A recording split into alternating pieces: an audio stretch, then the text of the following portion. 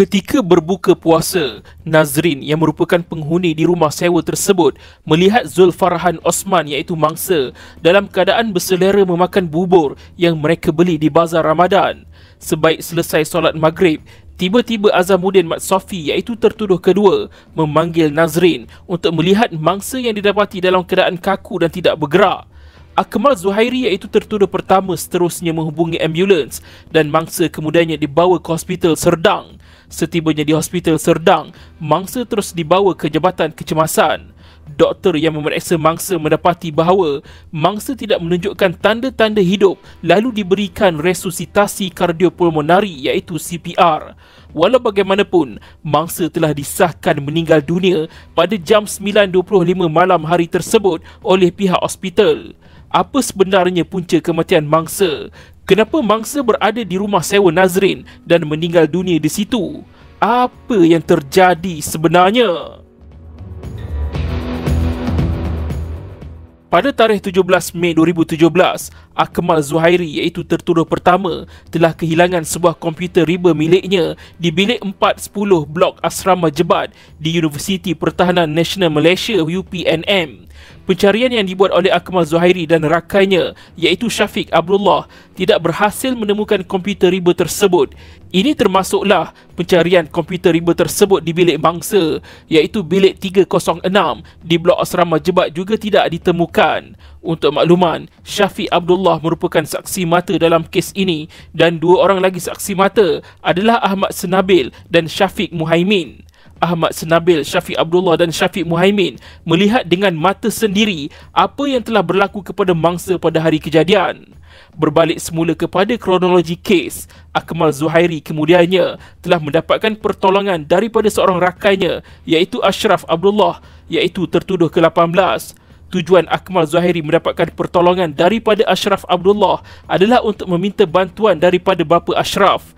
Ini kerana bapa Ashraf iaitu Abdullah Matsih merupakan seorang pengawal perubatan Islam yang dikatakan boleh mengesan barang hilang dan orang yang mengambilnya.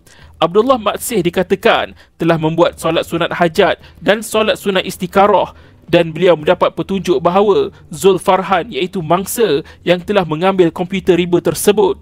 Abdullah Matsih kemudiannya telah memberitahu perkara ini kepada anaknya dan kemudiannya Ashraf memaklumkan perkara itu kepada Akmal. Pada tarikh 21 Mei 2017, kira-kira jam 1 pagi, Akmal Zuhairi dan S. Hari Krishna Rao telah pergi ke bilik mangsa iaitu bilik 306 untuk berjumpa dengan mangsa. Setelah berjumpa, mangsa telah dibawa oleh mereka berdua ke bilik sebelah iaitu bilik 305. Di dalam bilik 305, Syafiq Abdullah sebagai saksi mata telah mengecam 4 orang pelajar yang memukul dan menendang mangsa iaitu Akmal Zuhairi tertuduh pertama, Hasif Ismail tertuduh ke-7, Adib Iman tertuduh ke-9 dan Amirul Asraf tertuduh ke-11. Seorang lagi saksi mata iaitu Syafiq Muhaimin yang datang dari biliknya di bilik 509 ke bilik 305 tersebut pula mengesahkan bahawa Akmal Zuhairi iaitu tertuduh pertama, Hasif Ismail tertuduh ke-7 dan Syazwan Musa tertuduh ke-10 ada memukul mangsa pada hari kejadian di bilik 305 tersebut. Kejadian memukul dan menendang mangsa hanya berakhir setelah azan subuh berkumandang pada hari berkenaan. Syafiq Abdullah kemudian melihat mangsa dalam keadaan lemah dan mangsa terduduk di atas lantai dalam keadaan kesakitan. Dalam kejadian itu, mangsa tidak mengaku mencuri komputer riba tersebut walaupun dipukul oleh Akmal Zuhairi dan rakan-rakannya. Mangsa kemudiannya kembali semula ke biliknya kira-kira jam 6.30 petang pada hari tersebut dan Syafiq Abdullah masih lagi melihat mangsa dalam kesakitan sehingga mangsa mengalami kesukaran untuk memakai bajunya. Pada tarikh 22 Mei 2017 antara jam 1.30 hingga 4.30 pagi, Abdul Hakim iaitu tertuduh ke-6 dan Daniel Firdaus iaitu tertuduh ke-19 telah datang mencari mangsa di bilik 305 dan apabila mangsa tidak ditemui di bilik tersebut, mereka mencari mangsa di tempat lain. Setelah mangsa ditemui, mereka membawa mangsa ke bilik 410 dan dalam tempoh masa yang dinyatakan pada hari yang sama, Ahmad Senabil, iaitu saksi mata yang berada di bilik tersebut, telah menyaksikan bahawa mangsa disoal oleh Abdul Hakim mengenai kehilangan komputer riba milik Akmal Zuhairi tersebut, dan apabila tidak berpuas hati dengan jawapan yang diberikan oleh mangsa, Abdul Hakim telah menumbuk mangsa di bahagian perut. Daniel Firdaus dan beberapa pelajar lain juga kemudiannya turut sama memukul mangsa. Pelajar-pelajar lain yang terlibat sama memukul mangsa dan dicamkan oleh Ahmad Senabil ialah Akmal Zuhairi tertuduh pertama, Azamuddin Mat Sofi tertuduh kedua, Najib Muhammad Razi tertuduh ketiga, Afif Najmuddin Azahad tertuduh keempat, Amirul Asraf tertuduh ke-11, Hafiz Fauzan tertuduh ke-13, Ahmad Syafwan tertuduh ke-15, Muhammad Sufi tertuduh ke-16, Nur Iznan Izairi tertuduh ke-17 dan Ashraf Abdullah tertuduh ke-18. Syafiq Abdullah pula menyaksikan mangsa dipukul oleh Abdul Hakim, iaitu tertuduh ke-6, Hafiz Fauzan tertuduh ke-13, Luqmanul Hakim tertuduh ke-14 dan Daniel Firdaus tertuduh ke-19. Pada tarikh 22 Mei 2017 antara jam 4.45 hingga 5.45 pagi, Ahmad Senabil menyaksikan bahawa Akmal Zuhairi tertuduh pertama, Azamuddin Mat Sofi tertuduh kedua, Najib Muhammad Razi tertuduh ketiga, Afif Najmuddin Azahad tertuduh keempat dan Syobirin Sabri tertuduh kelima menekap sereka wap pada badan mangsa, sementara Abdul Hakim tertuduh keenam memberikan arahan kepada mereka untuk melakukan perbuatan tersebut. Syafiq Abdullah juga melihat sendiri bagaimana tertuduh pertama, kedua, ketiga, keempat dan kelima melakukan perbuatan menekap badan mangsa dengan sereka wap tersebut. Pada ketika itu, tangan dan kaki mangsa dalam keadaan terikat. Mangsa pada masa tersebut masih menafikan bahawa dia telah mencuri komputer riba milik Akmal. Sebaik sahaja selepas kejadian menekap sereka wap pada badan mangsa, Akmal Zuhairi iaitu tertuduh pertama membuka ikatan pada mangsa dan Abdul Hakim iaitu tertuduh keenam telah memberi arahan kepada Akmal supaya menjaga mangsa. Menurut Syafiq Abdullah, dia kemudian ada berjumpa dengan mangsa di bilik 410 tersebut, di mana mangsa dalam keadaan berselimut dan berbaring di atas katil di dalam bilik berkenaan. Setelah itu, Syafiq Abdullah tidak dapat berjumpa lagi dengan mangsa kerana bilik 410 berkenaan sentiasa dikunci dan orang lain tidak dibenarkan masuk. Pada tarikh 22 Mei 2017 itu juga, kira-kira jam 6 petang, seorang pelajar di UPNM iaitu Aiman Aufa pergi ke bilik 410 tersebut dan dia melihat mangsa terbaring di atas katil dengan keadaan kulit badan mangsa menggelembung dan terdapat tompakan hitam serta sedikit berdarah di kulit badannya.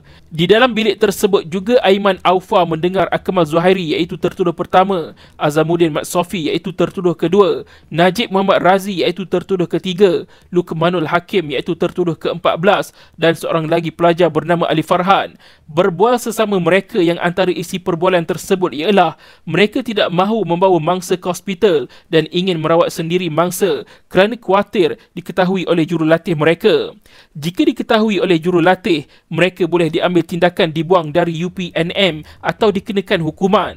Aiman Aufa kemudiannya membuat satu surat layang yang ditandakan sebagai Exhibit P17 yang kandungannya ditulis, "Kalau ada hati perasaan sifat kemanusiaan, saya minta sangat pergi ambush bilik 410 Blok Satria depan masjid. Dalam tu ada pesakit yang sangat perlukan rawatan segera. Segera."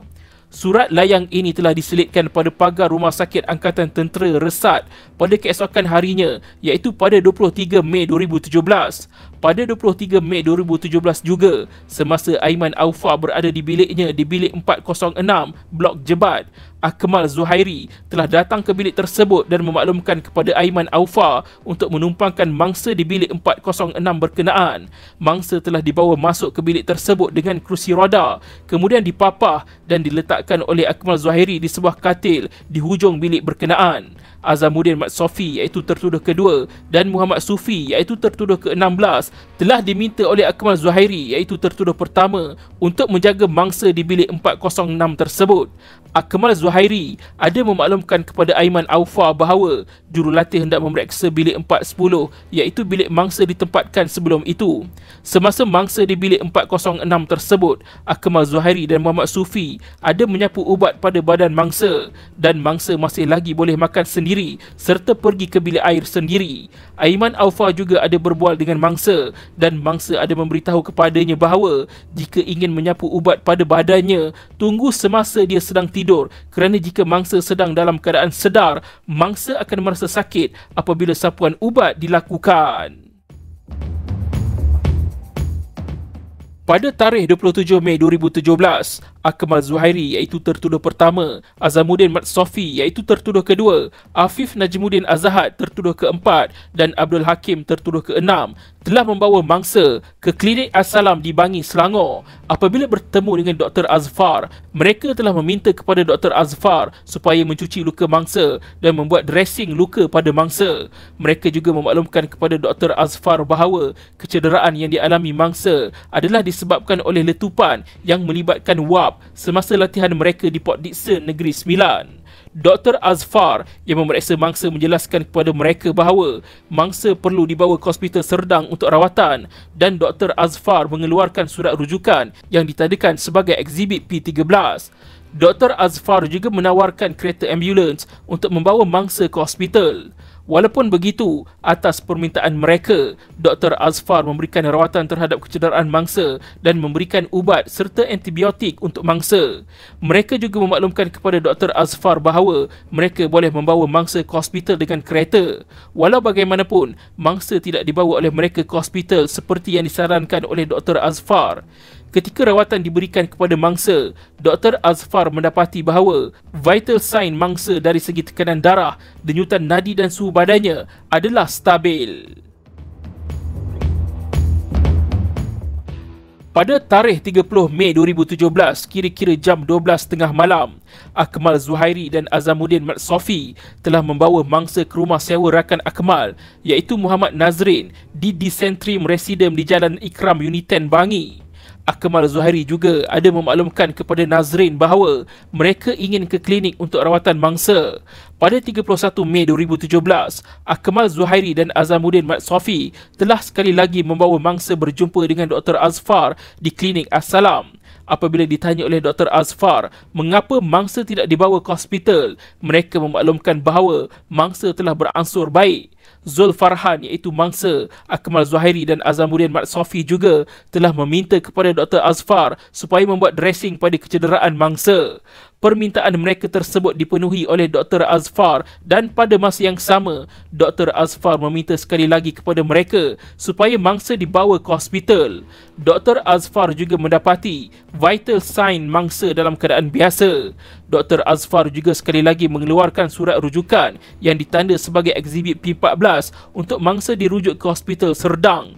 Setelah rawatan di klinik As-Salam tersebut, mangsa telah dibawa semula ke rumah sewa Nazrin. Pada keesokan harinya iaitu pada tarikh 1 Jun 2017, ketika berbuka puasa, Nazrin melihat mangsa dalam keadaan berselera memakan bubur yang mereka beli di bazar Ramadan. Sebaik selesai solat maghrib, tiba-tiba Azamuddin Mat Sofi memanggil Nazrin untuk melihat mangsa yang didapati dalam keadaan kaku dan tidak bergerak. Akmal Zuhairi seterusnya menghubungi ambulans dan mangsa kemudiannya dibawa ke Hospital Serdang. Setibanya di Hospital Serdang, mangsa dibawa ke Jabatan Kecemasan dan diperiksa oleh Dr. Faik Nabil yang mendapati mangsa tidak menunjukkan tanda-tanda hidup lalu diberikan resusitasi kardiopulmonari iaitu CPR. Walau bagaimanapun, mangsa telah disahkan meninggal dunia pada jam 9.25 malam hari tersebut oleh pihak hospital. Pada tarikh 2 Jun 2017, pakar perubatan forensik Hospital Serdang iaitu Dr. Salmah telah melakukan proses bedah siasat ke atas mayat mangsa. Dr. Salmah mendapati bahawa terdapat 90 kesan luka bakar pada tubuh badan mangsa yang terdiri daripada luka bakar peringkat 1, 2 dan 3. Ini meliputi 90% daripada badan mangsa. Dr. Salmah menyatakan dalam laporan bedah siasatnya bahawa punca kematian mangsa adalah luka bakar. Di akhir kes pendakwaan, setelah mempertimbangkan keterangan yang dikemukakan oleh pihak pendakwaan, Hakim Mahkamah Tinggi memutuskan bahawa satu kes prima facie telah dibuktikan bagi kesalahan-kesalahan terhadap tertuduh-tertuduh seperti yang berikut.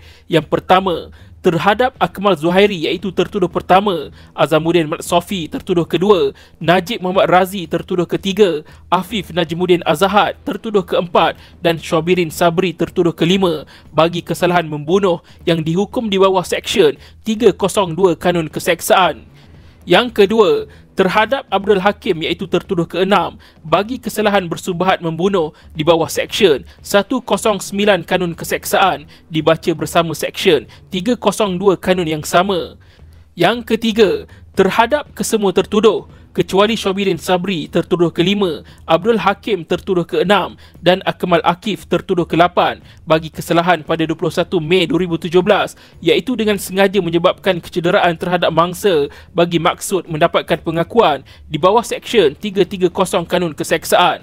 Dan akhir sekali, terhadap kesemua tertuduh kecuali Syabirin Sabri iaitu tertuduh kelima bagi kesalahan yang sama yang dilakukan pada 22 Mei 2017 iaitu di bawah Seksyen 330 Kanun Keseksaan. Sehubungan dengan itu, kesemua tertuduh telah dipanggil untuk membela diri atas pertuduhan-pertuduhan yang dikemukakan terhadap mereka. Berdasarkan alasan penghakiman Hakim Mahkamah Tinggi, kesalahan di bawah Seksyen 330 Kanun Keseksaan bagi tertuduh-tertuduh berkenaan telah dibuktikan antara lainnya melalui keterangan langsung saksi-saksi mata iaitu Ahmad Senabil, Syafiq Abdullah dan Syafiq Muhaimin. Sementara itu, bagi kesalahan membunuh dan persubahatan membunuh, Hakim Mahkamah Tinggi telah juga bersandar pada keterangan langsung, khususnya keterangan saksi dari Ahmad Senabil dan Syafiq Abdullah dan keterangan forensik daripada Dr. Salmah. Mahkamah Tinggi juga telah membuat dapatan fakta bahawa Ahmad Senabil dan Syafiq Abdullah adalah saksi yang boleh dipercayai. Berhubung dengan kesalahan membunuh yang dihukum di bawah Seksyen 302 Kanun Keseksaan berkenaan, Mahkamah Tinggi memutuskan bahawa Seksyen 300-C Kanun Keseksaan terpakai, iaitu kecederaan terhadap mangsa mencukupi pada keadaan biasa untuk menyebabkan kematian. Di perenggan ke-236, Hakim Mahkamah Tinggi menjelaskan seperti berikut. Oleh itu, kecederaan ini pada Zulfarhan Osman adalah kecederaan yang cukup dalam keadaan biasa membawa kematian dan jatuh kepada klausa kurungan C, Seksyen 300. Dalam video ini, kami akan fokuskan hanya terhadap sabitan berhubung dengan kesalahan membunuh sahaja, iaitu terhadap tertuduh pertama, kedua, ketiga, keempat dan kelima dan kesalahan persubahatan membunuh terhadap tertuduh keenam. Bagi pertuduhan terhadap tertuduh pertama, kedua, ketiga, keempat, kelima adalah seperti berikut. Bahawa kamu bersama-sama pada 22 Mei 2017 kira-kira jam 4.45 hingga 5.45 pagi bertempat di dalam bilik 410 blok penginapan Asrama Jebat, Universiti Pertahanan Nasional Malaysia UPNM, Kem Perdana Sungai Besi dalam daerah Ceras dalam wilayah Persekutuan Kuala Lumpur dalam mencapai niat bersama telah melakukan bunuh dengan menyebabkan kematian terhadap Zulfarhan Osman Zulkarnain 21 tahun dan oleh yang demikian kamu telah melakukan satu kesalahan yang boleh dihukum di bawah Seksyen 302 Kanun Keseksaan dibaca bersama Seksyen 34 Kanun yang sama. Bagi pertuduhan terhadap tertuduh keenam adalah seperti berikut. Bahawa kamu pada 22 Mei 2017 kira-kira jam 4.45 hingga 5.45 pagi bertempat di dalam bilik 410 blok penginapan Asrama Jebat, Universiti Pertahanan Nasional Malaysia UPNM, Kem Perdana Sungai Besi dalam daerah Ceras dalam wilayah Persekutuan Kuala Lumpur telah bersubahat dengan Muhammad Akmal Zuhairi Azmal 21 tahun, Muhammad Azamuddin Mat Sofi 21 tahun, Muhammad Najib Muhammad Razi 21 tahun, Muhammad Afif Najmuddin Azahad 21 tahun, Muhammad Syabirin Sabri 21 tahun untuk melakukan pembunuhan terhadap Zulfarhan Osman Zulkarnain 21 tahun di mana kesalahan tersebut telah dilakukan akibat persubahatan kamu dan oleh itu kamu telah melakukan satu kesalahan yang boleh dihukum di bawah Seksyen 109 Kanun Keseksaan yang dibaca bersama Seksyen 302 Kanun yang sama. fokus utama akan diberikan terhadap pembelaan tertuduh pertama, kedua, ketiga, keempat, kelima dan keenam sahaja semasa di peringkat pembelaan di Mahkamah Tinggi bagi kesalahan-kesalahan yang telah disebutkan. Bagi pembelaan tertuduh pertama iaitu Muhammad Akmal Zuhairi Azmal, secara asasnya Akmal menafikan ada memukul atau menekap mangsa dengan sereka wap pada tarikh kejadian berkenaan. Pada tarikh 22 Mei 2017 tersebut, iaitu di bilik 410, Akmal hanya menolak badan mangsa dan mengacah-acah sahaja untuk mencucuk sereka wap ke badan mangsa tanpa menyentuh badan mangsa. Menurut Akmal, mangsa dikatakan telah ditekap dengan sereka wap oleh pelajar lain yang bernama Mubin Mustaza. Untuk makluman, penama Mubin Mustaza yang disebut oleh Akmal dalam keterangannya ini bukanlah merupakan salah seorang yang dituduh dengan sebarang kesalahan di mahkamah. Bagi pembelaan tertuduh kedua iaitu Muhammad Azamuddin Mat Sofi juga dalam keterangan bersumpahnya menyatakan bahawa pada 22 Mei 2017 di bilik 410 tersebut Azamuddin tidak pernah memukul mangsa, tetapi dia seperti Akmal juga iaitu hanya menolak badan mangsa. Azamuddin mengakui yang dia hanya melalukan sereka wap pada badan mangsa sahaja tanpa menyentuh badan mangsa. Tindakan ini dibuat hanya untuk menggertak atau menakutkan mangsa sahaja. Azamuddin juga menyatakan bahawa pelajar bernama Mubin Mustaza yang menekap sereka wap tersebut pada badan mangsa. Bagi pembelaan tertuduh ketiga iaitu Muhammad Najib Muhammad Razi memberikan keterangan antara lain bahawa pada 22 Mei 2017 berkenaan, Najib dari bilik 411 telah kembali ke biliknya di bilik 410 dan berjalan menuju ke katilnya. Pada ketika itu, Najib dihalang oleh Abdul Hakim iaitu tertuduh ke-6 dan Hakim meminta Najib menekap sereka wap pada badan mangsa dan pada masa yang sama ada seseorang menghulur sereka wap kepada Najib dan dia memegang sereka wap tersebut. Tiba-tiba Najib mendengar mangsa menjerit, lalu Najib melepaskan sereka tersebut ke atas meja. Najib kemudiannya beredar ke katilnya dan tidur. Najib juga menafikan yang dia ada menekap sereka wap pada badan mangsa. Bagi pembelaan tertuduh keempat iaitu Muhammad Afif Najmuddin Azhad pula dalam keterangannya menjelaskan bahawa pada 22 Mei 2017 di bilik 410 tersebut Afif ada menekap sereka wap pada peha mangsa sebanyak 2 kali tetapi tidak berniat untuk mencederakan atau untuk membunuh mangsa. Afif juga mengesahkan bahawa Akmal Zuhairi iaitu tertuduh pertama, Azamuddin Mat Sofi tertuduh kedua dan Mubin Mustaza ada menekap sereka wap pada badan mangsa pada hari kejadian. Bagi pembelaan tertuduh kelima iaitu Muhammad Syabirin Sabri pula menjelaskan dalam keterangannya iaitu pada 22 Mei 2017 di bilik 410 berkenaan, Syabirin mengaku ada menekap sereka wap pada bahagian kaki mangsa hanya sekali. Ketika kaki mangsa ditekap sereka wap tersebut, mangsa menjerit lalu menarik kakinya dan cuba menepis. Setelah itu, Syabirin keluar dari bilik tersebut. Bagi pembelaan tertuduh ke-6 iaitu Abdul Hakim Muhammad Ali berhubung dengan kesalahan bersubahat untuk membunuh, Hakim dalam pembelaannya menyatakan bahawa pada 22 Mei 2017 di bilik 410 berkenaan, Hakim tidak pernah memberikan apa-apa arahan kepada sesiapa pun untuk menekap sereka wap pada badan mangsa. Walau bagaimanapun, Hakim mengesahkan bahawa Najib Muhammad Razi iaitu tertuduh ketiga ada menekap sereka wap pada lengan mangsa dan Mubin Mustaza pula menekap sereka wap berkenaan pada badan mangsa. Ketika di peringkat pembelaan, pihak pembelaan juga telah memanggil Dr. Rahayu selaku pakar perunding di Jabatan Perubatan Forensik Hospital Sungai Buloh.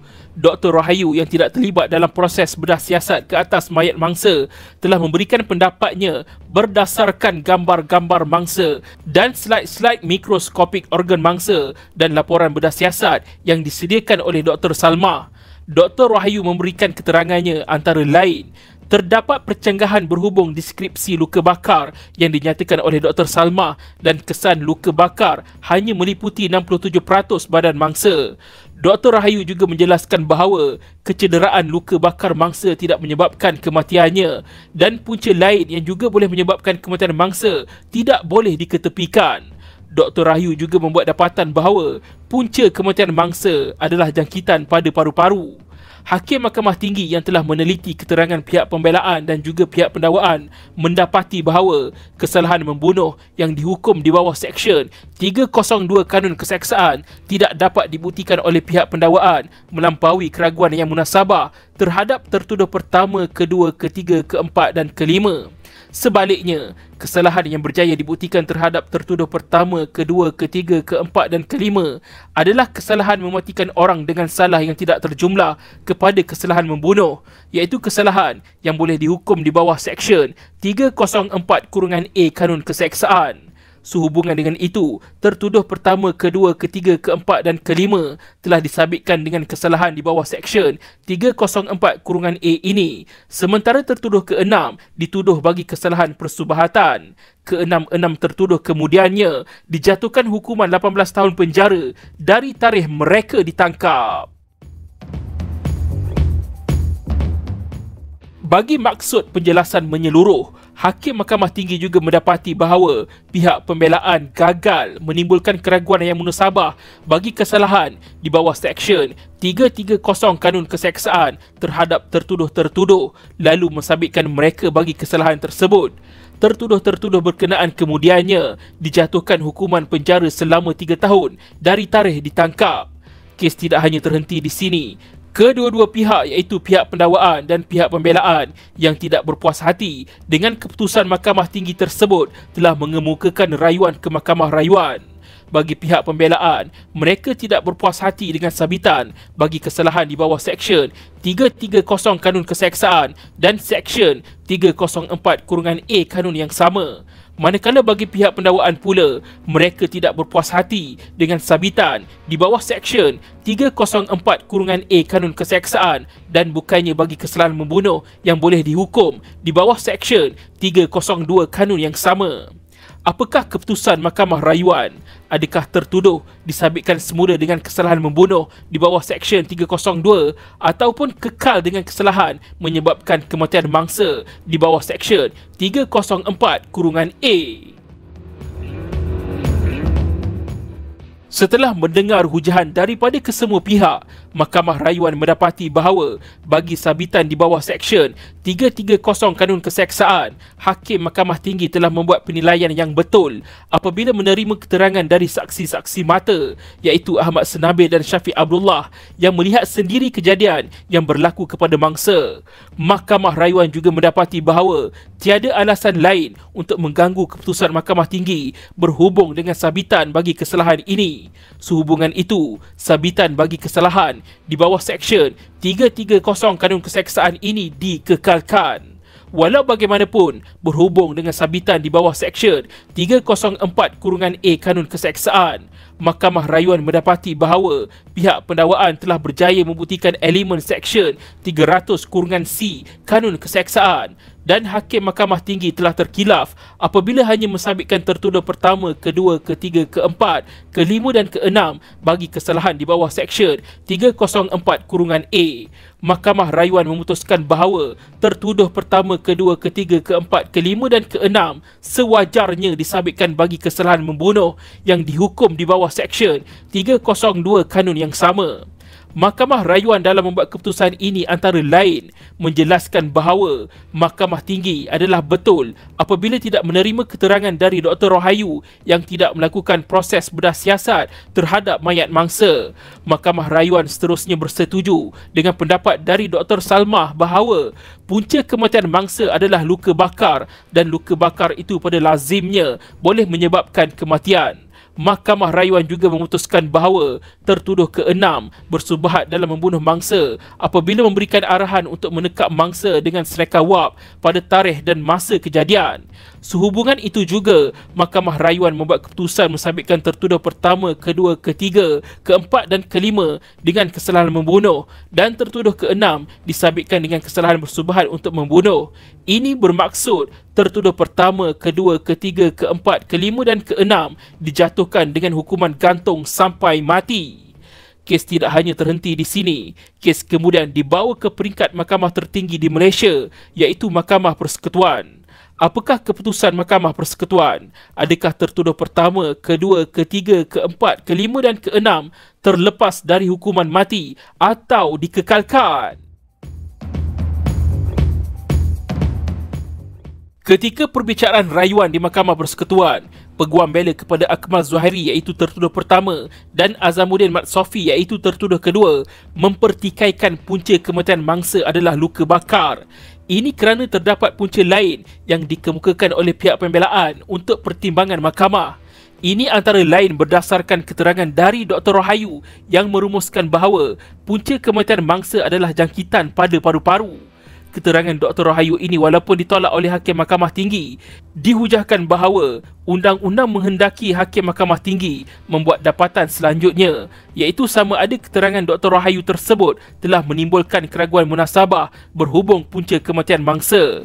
Peguam bela tertuduh pertama dan kedua seterusnya berhujah bahawa perkara ini gagal dilaksanakan oleh Hakim Mahkamah Tinggi dan Mahkamah Rayuan dan ini bertentangan dengan prinsip undang-undang dalam kes MAT lawan Pendakwa Raya 1963 1 MLJ 263. Dihujahkan lagi oleh peguam bela bahawa telah timbul keraguan yang munasabah dalam isu punca kematian mangsa dalam kes ini.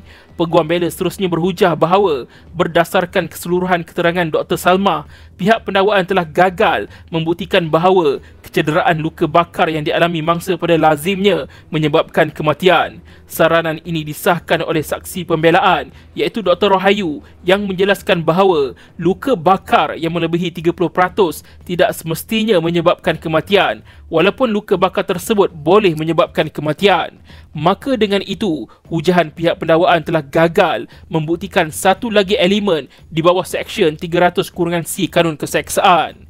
Peguam bela seterusnya berhujah bahawa Mahkamah Tinggi dan Mahkamah Rayuan telah gagal mempertimbangkan secara objektif keterangan pakar bagi pihak pembelaan iaitu Dr. Rohayu. Keterangan Dr. Rohayu ini dihujahkan telah ditolak secara khilaf oleh mahkamah dengan mengambil kira perkara-perkara yang tidak relevan dan mengambil keterangan Dr. Rohayu di luar konteks. Mahkamah tersalah arah berhubung pemakaian niat bersama di bawah Seksyen 34 Kanun Keseksaan. Berhubung isu ini, peguam bela berhujah bahawa fakta yang dikemukakan di mahkamah tidak menunjukkan Akmal dan Azamuddin mempunyai niat bersama dalam melakukan kesalahan yang dikemukakan terhadap mereka. Dihujahkan seterusnya bahawa Akmal dan Azamuddin menerima sereka wap pada hari kejadian daripada Mubin Mustaza dan setelah menekap sereka wap tersebut pada mangsa, mereka telah keluar dari bilik 410 tersebut. Sehubungan dengan itu, dihujahkan bahawa Akmal dan Azamuddin tidak mempunyai niat bersama bagi penggunaan selanjutnya sereka wap tersebut pada mangsa. Seterusnya, peguam bela kepada Najib Muhammad Razi iaitu tertuduh ketiga pula berhujah bahawa pihak pendakwaan telah gagal membuktikan satu kes prima facie terhadap Najib bagi kesalahan membunuh yang dihukum di bawah Seksyen 302 maupun kesalahan mematikan orang dengan salah tanpa terjumlah kepada membunuh di bawah Seksyen 304-A. Hujahan ini berlandaskan alasan yang berikut. Alasan pertama adalah Hakim Mahkamah Tinggi telah terkilaf kerana bergantung kepada keterangan Muhammad Ilham Zamri apabila memutuskan di akhir kes pendakwaan bahawa terdapat satu kes prima facie bagi kesalahan di bawah Seksyen 302 terhadap Najib dan seterusnya di akhir kes pembelaan telah mensabitkan Najib bagi kesalahan di bawah Seksyen 304-A. Alasan kedua adalah Mahkamah Tinggi dan Mahkamah Rayuan terkilaf apabila tanpa berhati-hati menerima secara asasnya keterangan dari saksi-saksi mata iaitu Ahmad Senabil dan Syafiq Abdullah. Alasan ketiga adalah Mahkamah Tinggi dan Mahkamah Rayuan telah gagal mengambil kira bahawa kegagalan pihak pendakwaan memanggil Meja Zarizal untuk memberikan keterangan atau ditawarkan kepada pihak pembelaan telah menimbulkan anggapan yang bertentangan terhadap kes pendakwaan di bawah Seksyen 114-G Akta Keterangan 1950. Meja Zarizal dikatakan telah mengajar Ahmad Senabil dan Syafiq Abdullah untuk memberikan keterangan yang tidak memihak kepada Najib. Menurut peguam bela tertuduh ketiga, Hakim Mahkamah Tinggi telah gagal mematuhi Seksyen 182A Kanun Tata Cara Jenayah apabila gagal mempertimbangkan keterangan dari Muhammad Ali Farhan Ar-Rasni. Berhubung dengan isu ini, peguam bela berhujah bahawa keterangan Ali Farhan adalah penting kepada pembelaan Najib kerana keterangan Ali Farhan adalah bertentangan dengan keterangan Ahmad Sanabil dan Syafiq Abdullah, dan keterangan Ali Farhan tersebut mengukuhkan pembelaan Najib. Sehubungan dengan itu, kegagalan Hakim Mahkamah Tinggi dan Mahkamah Rayuan dalam mempertimbangkan keterangan Ali Farhan telah memperjudis Najib, di samping tidak mematuhi peruntukan Seksyen 182A Kanun Tata Cara Jenayah. Selain itu, Mahkamah Rayuan dihujahkan telah terkilaf dari segi fakta apabila menyatakan dalam alasan penghakimannya bahawa Najib mengaku menekap badan mangsa dengan sereka wap, sedangkan Najib tidak pernah membuat pengakuan tersebut. Seterusnya, peguam bela kepada Afif Najmuddin Azhad iaitu tertuduh keempat antara lain berhujah bahawa Mahkamah Rayuan terkilaf apabila memutuskan kesalahan membunuh yang dihukum di bawah Seksyen 302 telah dibuktikan oleh pihak pendakwaan. Dihujahkan bahawa pihak pendakwaan gagal membuktikan peruntukan Seksyen 300-C iaitu kecederaan yang dialami oleh mangsa dalam keadaan lazimnya mencukupi untuk menyebabkan kematian. Mahkamah Rayuan dihujahkan juga telah terkilaf apabila menyatakan niat Afif untuk menyebabkan kecederaan yang sebenarnya dialami oleh mangsa adalah tidak relevan. Dalam kes ini, dihujahkan bahawa Afif tidak berniat untuk menyebabkan luka bakar yang serius terhadap mangsa. Peguam bela seterusnya berhujah bahawa mangsa tidak meninggal dunia serta-merta tetapi selepas 10 hari dari tarikh kejadian. Fakta ini perlu diberikan pertimbangan oleh Mahkamah Persekutuan dalam isu sama ada kecederaan yang dialami mangsa mencukupi dalam keadaan lazimnya untuk menyebabkan kematian. Peguam bela tertuduh keempat berhujah bahawa kecederaan berkenaan lazimnya tidak mencukupi untuk menyebabkan kematian mangsa. Seterusnya, hujahan dari peguam bela kepada Syobirin Sabri iaitu tertuduh kelima juga membangkitkan isu yang sama seperti isu-isu yang dibangkitkan oleh peguam-peguam sebelum ini, iaitu Mahkamah Tinggi terkilaf apabila memutuskan terdapat kes prima facie terhadap Syobirin bagi kes bunuh yang dihukum di bawah Seksyen 302 dan kemudiannya mensabitkan Syobirin bagi kesalahan di bawah Seksyen 304-A. Peguam bela berhujah bahawa Syobirin menekap sereka wap pada mangsa hanya sekali sahaja atas arahan seseorang. Seterusnya, dihujahkan juga bahawa Mahkamah Tinggi dan Mahkamah Rayuan telah gagal mengambil tindakan berhati-hati apabila menerima keterangan dari saksi-saksi mata iaitu Ahmad Sanabil dan Syafiq Abdullah. Peguam bela seterusnya berhujah bahawa kegagalan pihak pendakwaan memanggil Meja Zarizal atau ditawarkan kepada pihak pembelaan adalah fatal pada kes pendakwaan. Di samping itu juga, peguam bela tertuduh kelima berhujah bahawa Mahkamah Rayuan terkilaf dari segi fakta dan undang-undang mengenai punca kematian mangsa disebabkan luka bakar yang serius tanpa memberikan pertimbangan kepada keterangan Dr. Rahayu, dan seterusnya terkilaf apabila menjatuhkan hukuman gantung sampai mati terhadap Syobirin. Sedangkan dalam peruntukan pindaan Seksyen 302, Syobirin boleh dijatuhkan dengan hukuman penjara yang hukuman minimumnya adalah 30 tahun. Berdasarkan faktor mitigasi yang dikemukakan, dihujahkan bahawa Syobirin tidak sewajarnya dijatuhkan dengan hukuman gantung sampai mati. Peguam bela tertuduh kelima juga berhujah bahawa Hakim Mahkamah Tinggi telah gagal mematuhi Seksyen 182A Kanun Tata Cara Jenayah apabila gagal mempertimbangkan keterangan dari saksi mata iaitu Syafiq Abdullah yang memihak kepada Syobirin. Berhubung dengan isu ini, peguam bela seterusnya berhujah bahawa kegagalan Mahkamah Tinggi mengambil kira keterangan Syafiq Abdullah yang menyatakan Syobirin hanya menekap mangsa dengan sereka wap hanya sekali dan atas arahan, menyebabkan peruntukan Seksyen 182A tidak dipatuhi dan memperjudis Syobirin. Akhir sekali adalah hujahan peguam bela kepada Abdul Hakim iaitu tertuduh ke-6. Peguam bela tertuduh ke-6 antara lain berhujah bahawa elemen persubahatan telah gagal dibuktikan oleh pihak pendakwaan melampaui keraguan yang munasabah, di samping perbuatan persubahatan yang tepat tidak dinyatakan dalam pertuduhan terhadap hakim, dan ini telah memperjudiskan hakim. Peguam bela juga berhujah bahawa Hakim Mahkamah Tinggi dan Mahkamah Rayuan telah gagal mengambil kira mengenai terdapatnya rawatan dan pemberian ubat kepada mangsa sehari sebelum kematiannya. Berhubung dengan isu ini, Peguam bela tertuduh ke-6 berhujah bahawa mangsa telah diberikan ubatan oleh Dr. Azfar di Klinik As-Salam, iaitu sehari sebelum mangsa meninggal dunia. Ubatan yang diberikan tersebut boleh membawa kesalahan kepada mangsa, iaitu mangsa boleh mengalami Steven Johnson Syndrome. Dalam kes ini, Dr. Azfar telah mengesahkan bahawa beliau ada memberikan 2 suntikan, iaitu Voltaren dan Maxolon, yang mempunyai kesan alahan atau boleh mengakibatkan Steven Johnson Syndrome kepada penerimanya. Perkara ini tidak dipertimbangkan oleh Hakim Mahkamah Tinggi dan Mahkamah Rayuan dalam memutuskan punca kematian mangsa. Peguam bela tertuduh ke-6 seterusnya berhujah bahawa campur tangan perubatan oleh Dr. Azfar, iaitu sehari sebelum kematian mangsa, merupakan faktor yang penting yang gagal dipertimbangkan oleh Hakim Mahkamah Tinggi dan juga Mahkamah Rayuan. Menjawab kepada isu-isu yang dibangkitkan oleh kesemua peguam bela tertuduh, antara analisis dan keputusan yang dibuat oleh panel Hakim Mahkamah Persekutuan adalah berhubung dengan pemeriksaan balas Dr. Salmah dan berdasarkan keterangan yang dinyatakannya. Semasa diperiksa balas, Dr. Salmah mengesahkan pula bahawa setepatnya luka lecur yang melebihi 30% dan 50% boleh tetapi tidak selalunya atau semestinya menyebabkan kematian. Ini merangkumi peratusan kecederaan luka bakar pada mangsa yang dinyatakan oleh Dr. Salmah, iaitu sebanyak 80% badan mangsa.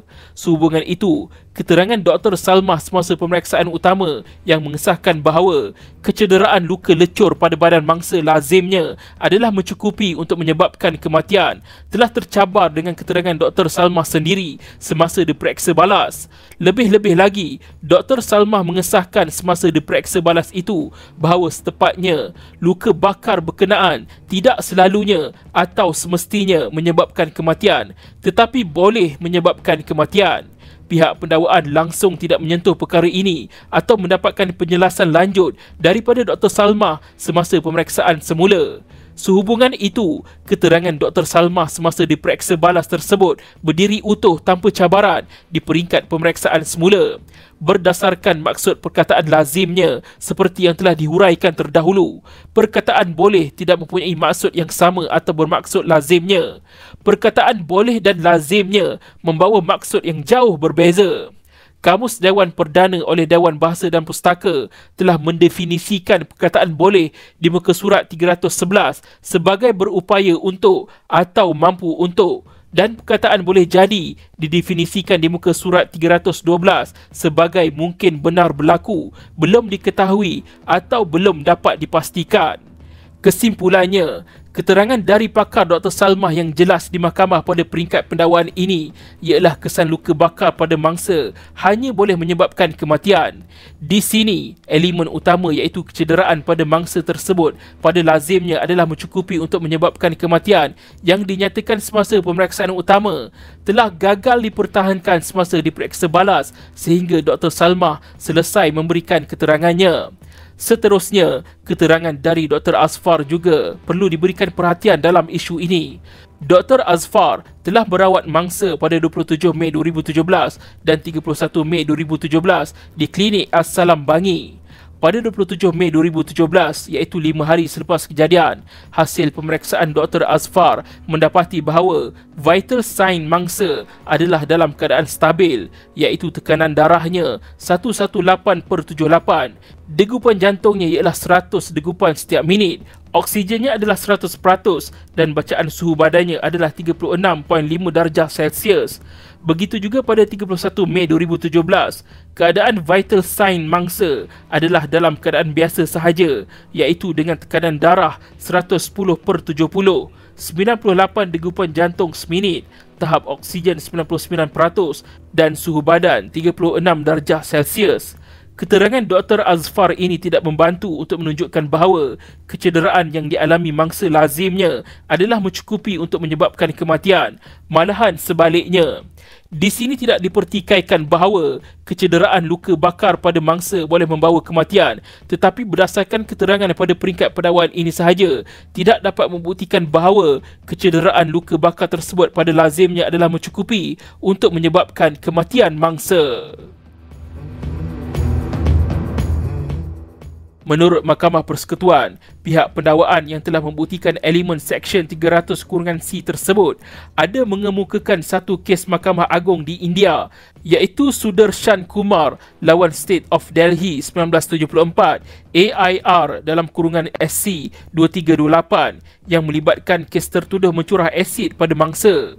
Dalam kes tersebut, mangsa kemudiannya mengalami toksemia dan jangkitan daripada kesan bakar akibat curahan asid tersebut. Bagaimanapun, mangsa meninggal dunia selepas 12 hari dari tarikh dia dicurah asid oleh tertuduh.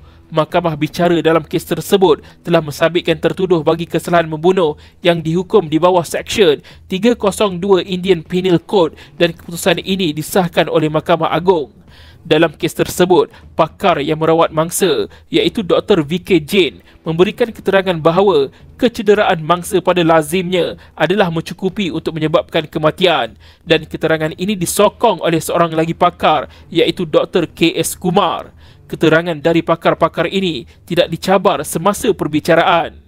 Untuk makluman, kes kematian mangsa di India itu berbeza dengan kes kematian Zulfarhan ini.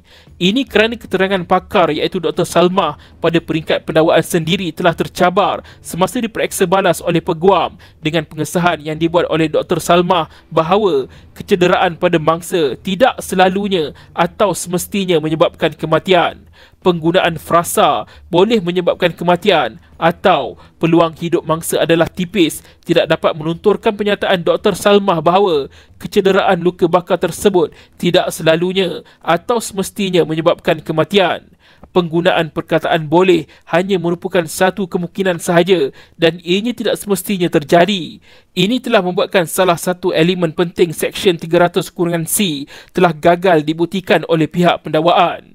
Justeru itu juga, Mahkamah Tinggi di akhir kes pendakwaan tidak sewajarnya memanggil tertuduh pertama, kedua, ketiga, keempat dan kelima untuk membela diri bagi kesalahan membunuh yang dihukum di bawah Seksyen 302 Kanun Keseksaan dan kesalahan bersubahat untuk membunuh di bawah Seksyen 109 dibaca bersama Seksyen 302 Kanun yang sama terhadap tertuduh ke-6. Selanjutnya, di peringkat pembelaan pula, pihak pembelaan telah memanggil Dr. Rahayu yang merupakan seorang pakar dan ketua jabatan di Jabatan Perubatan Forensik Hospital Sungai Buloh untuk memberikan keterangan. Secara asasnya, Dr. Rahayu mempertikaikan dapatan Dr. Salmah dan berpendapat bahawa punca kematian mangsa adalah jangkitan pada paru-paru.